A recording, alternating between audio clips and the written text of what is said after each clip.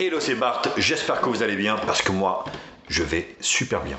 Aujourd'hui, vidéo donc de test de ce Vivo Y72 que j'ai eu l'occasion de tester depuis quelques jours. Bien sûr, je vais vous faire un retour assez précis des caractéristiques, de l'utilisation que je l'utilise et puis vous donner mon avis personnel s'il faudra l'acheter ou pas. Bien sûr, comme d'habitude, n'hésitez pas à liker la vidéo, la partager sur les réseaux sociaux, me mettre également un pouce bleu si cette vidéo vous a plu, abonnez-vous à ma chaîne, je vous mets le lien d'achat en bas dans la description.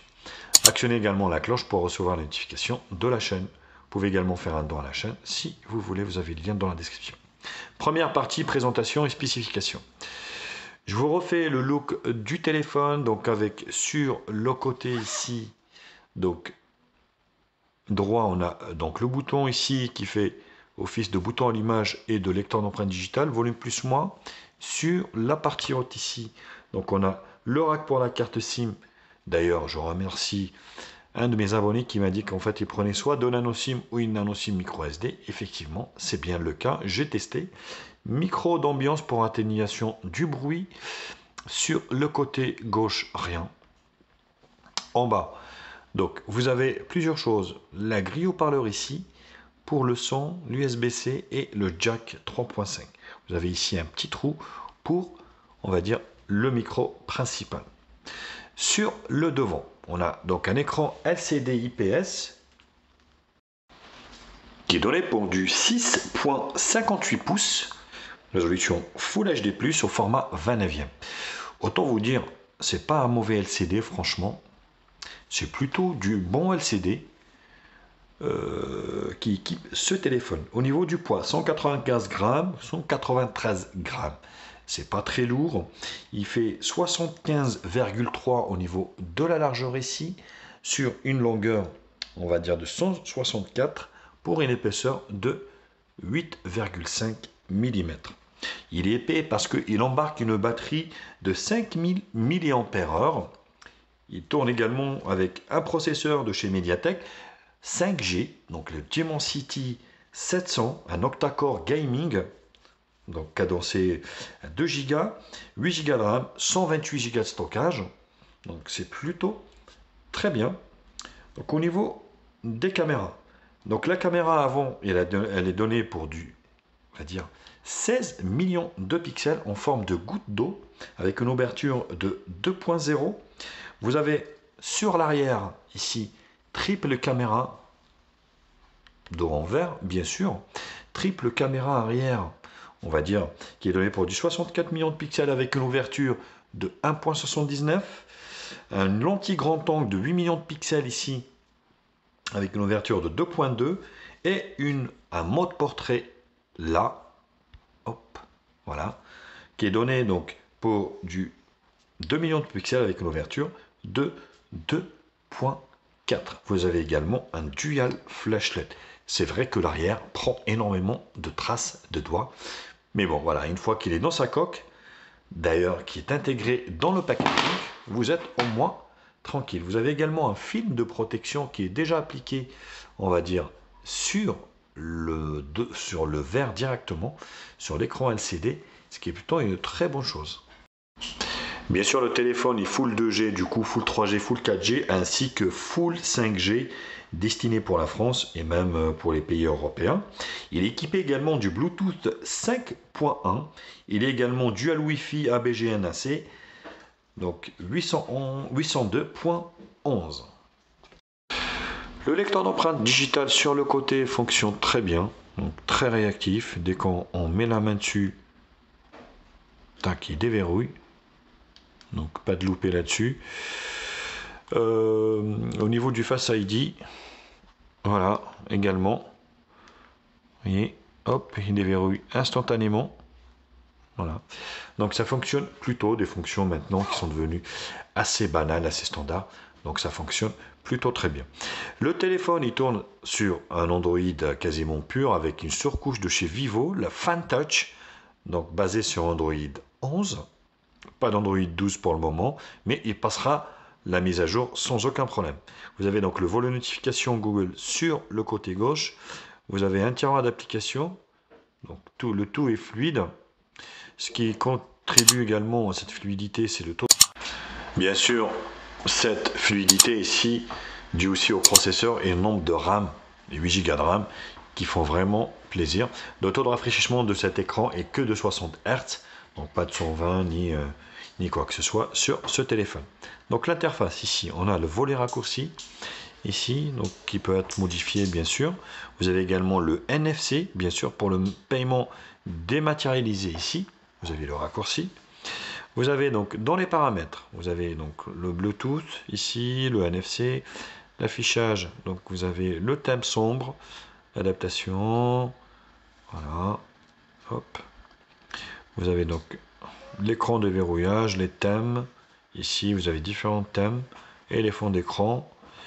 Donc le son, vous avez un très bon son. Vous avez qu'un seul haut-parleur, mais qui fonctionne plutôt bien.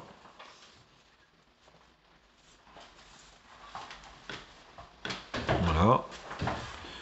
Donc, je vais vous faire écouter le son.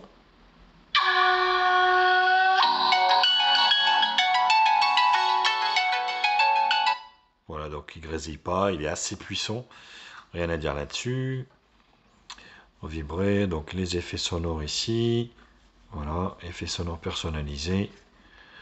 Pourquoi pas par rapport à votre tranche d'âge. Donc les mises à jour ici, donc vous avez Fan Touch, donc j'ai eu une mise à jour récemment. Donc j'ai le dernier patch de sécurité. La batterie, c'est 5000 mAh. Vous vous procurez une grosse autonomie de quasiment 2 jours. Le Face ID, j'en ai parlé. Localisation, un mode, vous avez une sorte d'application qui se lance quand vous êtes en mode jeu. Donc système, navigation, et à propos du téléphone, on est bien sur le Y72 5G. Donc l'octa-core est cadencé à 2 Go d'eau, contrairement à ce que j'avais dit au départ, 2 Go. 8 Go de RAM, 128 Go de stockage.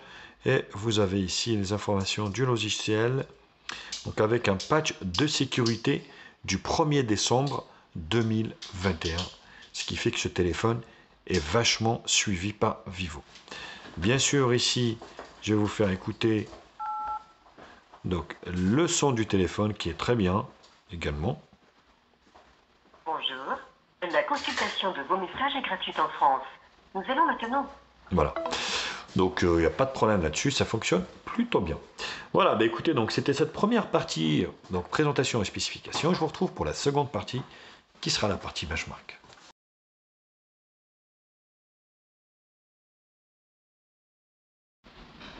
Alors à titre d'indication, les benches en tout vous donnent un score de 281 765. Voilà, on est sur du milieu de gamme. Donc ce téléphone vous fera fonctionner toutes les applications et jeux du Play Store sans aucun problème. On va se faire donc ici mon appareil. Donc vous voyez, on est sur donc Android 11 64 bits. Donc 8 Go de RAM, 128 Go de stockage extensible, bien sûr. L'octa-core il est cadencé à 2 Go 2. Donc le GPU c'est un Mali G57 MC2. La densité de l'écran, la batterie de 5000. Vous avez également tous les réseaux qui sont pris en charge et les capteurs. Vous avez tous les capteurs quasiment, sauf température, fréquence cardiaque, pression, humidité. Tout le reste y est. Donc c'est vraiment super riche au niveau, on va dire, des capteurs. Bon, l'écran. On n'est pas sur de la molette, mais on est sur un bon écran LCD, franchement, avec des couleurs qui sont bien respectées. Alors, il n'y a pas assez de profondeur, mais franchement, voilà, c'est un bon LCD. Quand c'est un bon truc, il faut dire aussi que c'est un bon, parce que voilà, donc c'est plutôt pas mal, vous voyez. Donc le dégradé des couleurs, le rouge, le vert, le bleu, c'est plutôt réussi à ce niveau-là. Donc ça c'était en tout. On va faire CPU Z. Voilà, donc ce Dimensity 700 il s'est démocratisé chez nous. Donc c'est un octa-core cadencé à 2 Go 2. Voilà, donc la version, le modèle V2041 de chez Vivo. Le système Android 11 API Level 30. La batterie, la température, il ne chauffe pas énormément. Et les sensors, c'est vraiment la totale que vous avez sur le téléphone. les images réelles. Vous voyez, donc la fluidité, hein, tout est fluide sur cet écran. Ça va vraiment vite. Voilà, les images sont vraiment bien respectées, réussies. On peut vraiment profiter de cet écran de 6,57 pouces d'une manière assez satisfaisante. Le reste, donc on va se faire des screenshots ici. Bien sûr, hop. Donc, les captures d'écran, vous avez Geekbench Single Core Multicore, vous avez PC Mark, 3D Mark, Multitouche et Antutu. Antutu, Multitouche, donc 3D Mark, PC Mark et Geekbench. Alors le multitouche, bien sûr, j'ai pas réussi à le faire, mais c'est du 10 touches pour moi. Je vais quand même le refaire pour vous.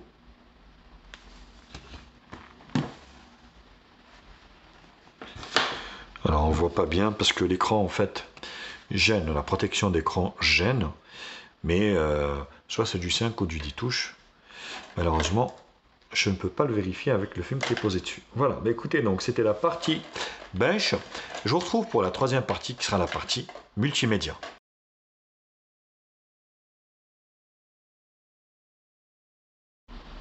Bon, au niveau de la vidéo, vous allez pouvoir profiter vraiment de ce bel écran LCD IPS. Bon, qui a un petit peu de bordure sur le partie basse, mais franchement, c'est pas dérangeant. Vous avez la goutte d'eau, bon, après on fait abstraction bien sûr, mais le résultat est assez satisfaisant pour un smartphone qui vaut moins de 300 €. Je le rappelle, parce que c'est important de rappeler le prix. Moins de 300 €, vous avez quand même de la 5G, vous avez de la RAM, de la puissance, vous avez du stockage. Voilà, c'est vraiment une belle prouesse de chez Vivo.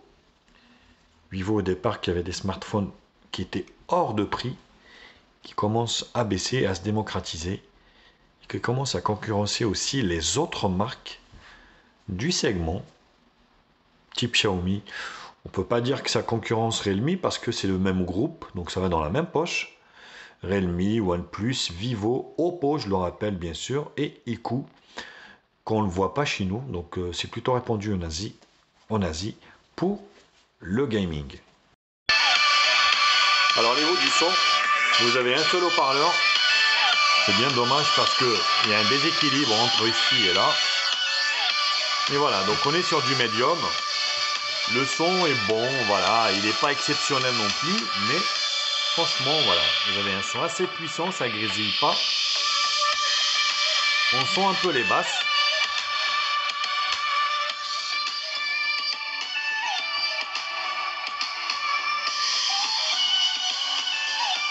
Voilà, c'est plutôt pas mal, franchement, rien à dire.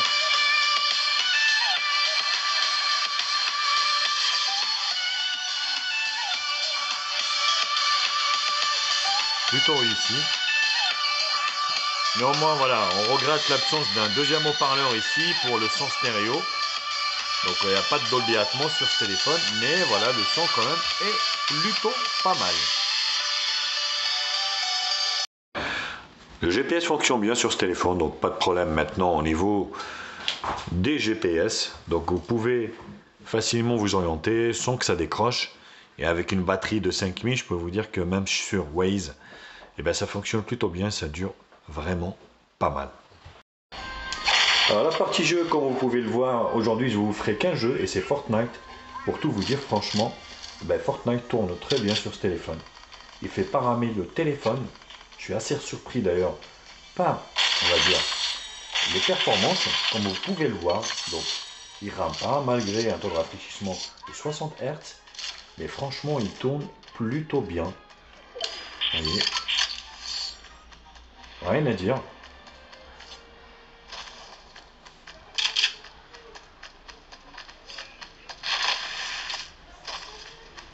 Vous allez pouvoir jouer vraiment à quasiment tous les jeux.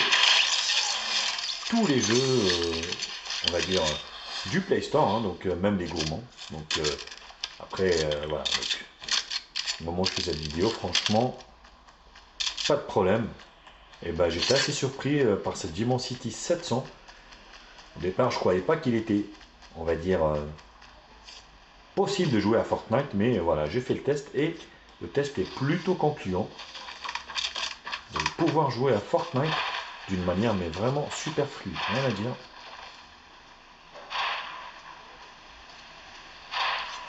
Donc je vous ferai qu'un jeu parce que voilà, donc ça sert à rien que je fasse les autres, étant donné que c'est déjà Fortnite c'est un jeu gourmand en ressources, étant donné que ça fonctionne plutôt bien, et bah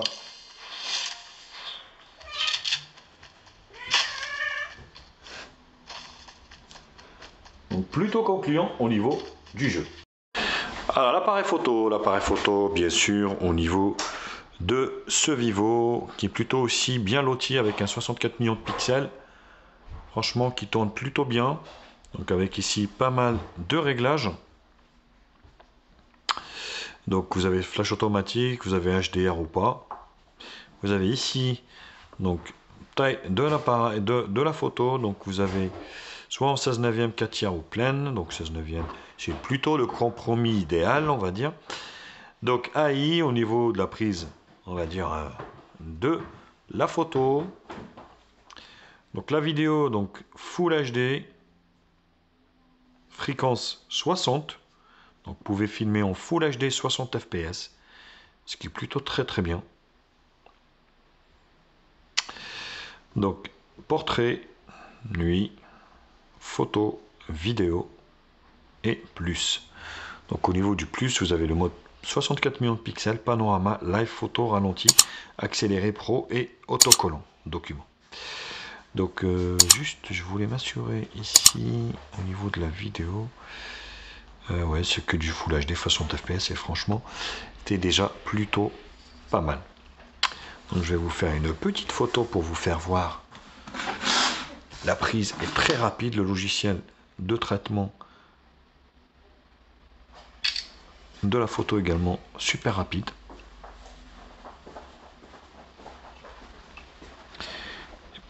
Bon là ça j'ai bougé un peu mais franchement moi j'ai trouvé que le résultat était plutôt pas mal. Donc bien sûr je vais illustrer mes dires juste après.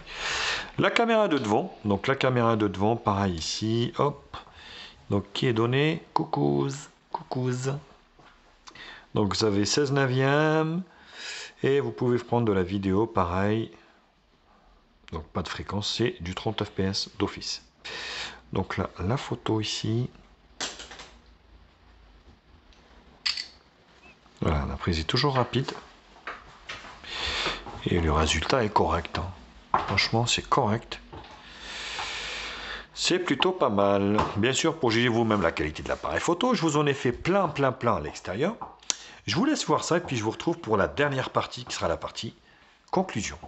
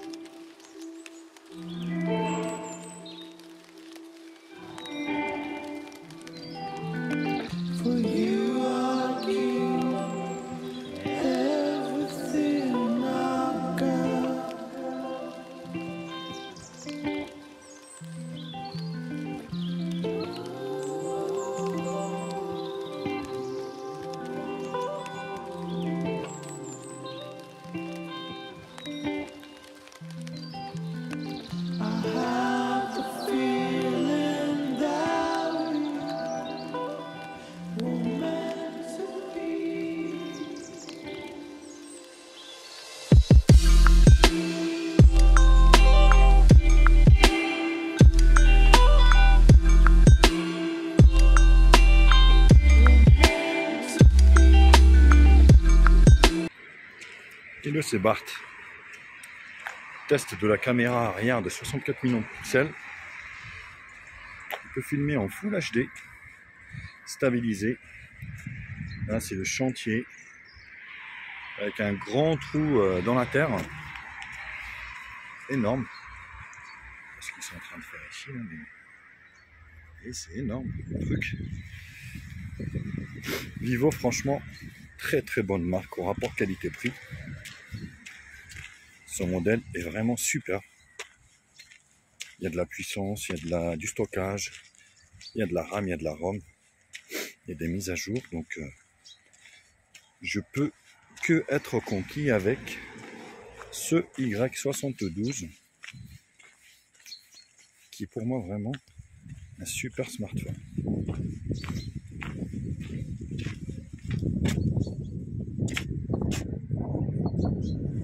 Ici, vous voyez, c'est plutôt intéressant. Yo, Bart, caméra de devant de Vivo Y72, franchement, qui fonctionne plutôt très bien, j'ai envie de dire. Le LCD, c'est pas trop du mauvais LCD. Point de vue RAM, ROM, puissance, franchement, ça turbine. Vous pouvez même jouer à Fortnite avec.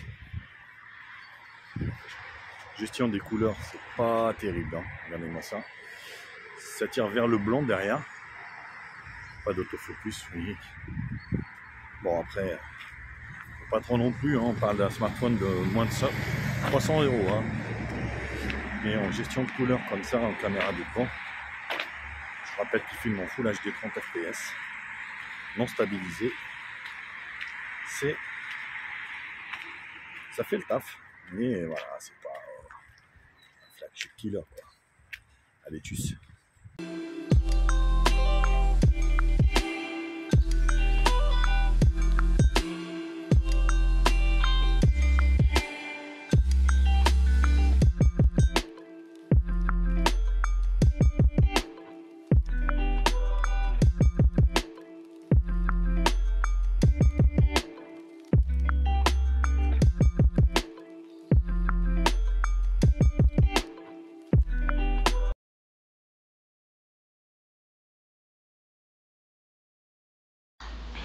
Alors, pour conclure au niveau de ce Vivo, franchement, voilà, ce téléphone a tout pour plaire.